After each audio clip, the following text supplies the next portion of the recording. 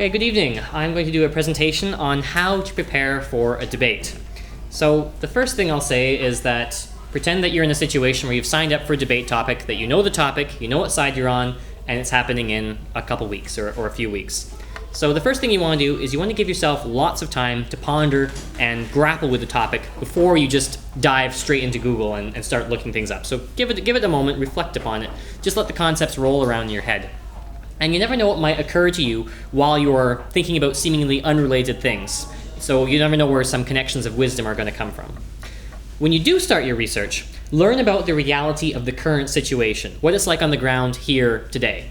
So if you have an example for the debate, face coverings should be banned in public places. You might want to determine the actual legality of face coverings in Canada in certain situations. So, for example, did you know that in 2007, Quebec allowed voters to mask their face while they were voting? And then in 2011, Canada banned face coverings for citizenship oaths. So those are some realities. So those are the kind of things that you want to actually look up and get some facts to find out what's really happening. And then as a step further, go beyond Canada and find out what things are like outside of the country and find out what the different laws and customs are around the world. Next, as you actually start to approach your topic, consider if there are a few broad angles that you can actually tackle for this subject.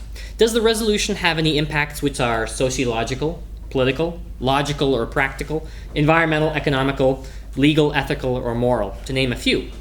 Once you have a few themes in mind, aim for 3 themes, you and your partner can together brainstorm arguments which follow along these themes but are on slightly different tacks or different angles. So I'll give you an example. Consider the debate, roundabouts are better than traffic lights. One of your 3 themes can be an environmental impact.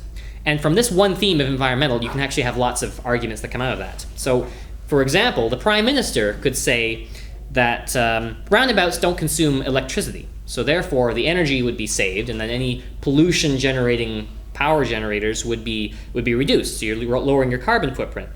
And then the second speaker for the government could then follow that by saying that roundabouts are reducing the idling by the cars that are participating in those roundabouts, and then that drops the carbon footprint for the vehicle itself. So you've got one theme across the entire team with different arguments. And then you've got these 2 distinct arguments raising organically from a single theme, which is great. Then don't just stop at your arguments. You want to make sure that your arguments are well supported with relative and relevant research. The points I just mentioned sound reasonable, they sound clear. Well, sure, a roundabout, you don't have lights, there's no power. But you don't want to just say that even though it appears to be clear. You want to back that up. So, for example, are there any statistics for energy consumption of traffic lights from Ontario Power Generation or Hydro One, etc.? Are there any studies measuring the idling emissions from vehicles at red lights? You want some facts, you want some information. And then use a broad range of sources. Don't just look at Wikipedia.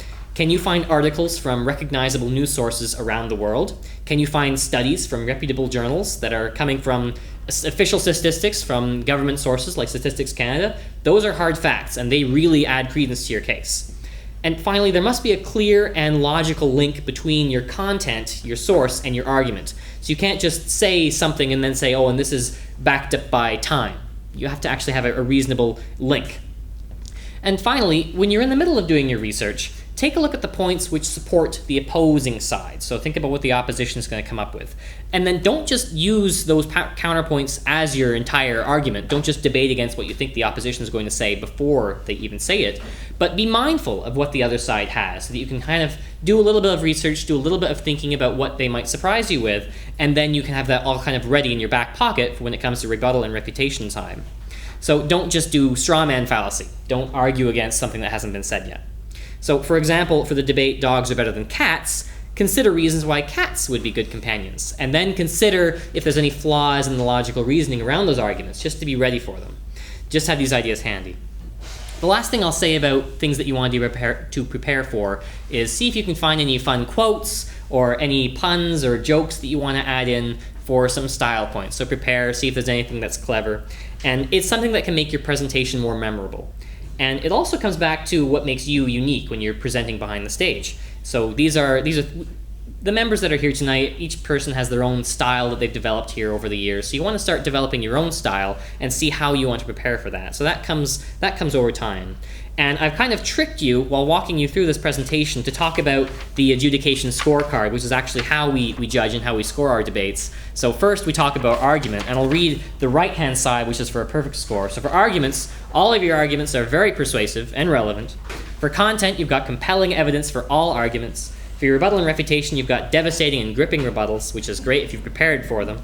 And teamwork, you've got a focused and it's seamless and it's balanced. Again, you've got the same arguments you've got the same themes coming from the same side, no contradictions.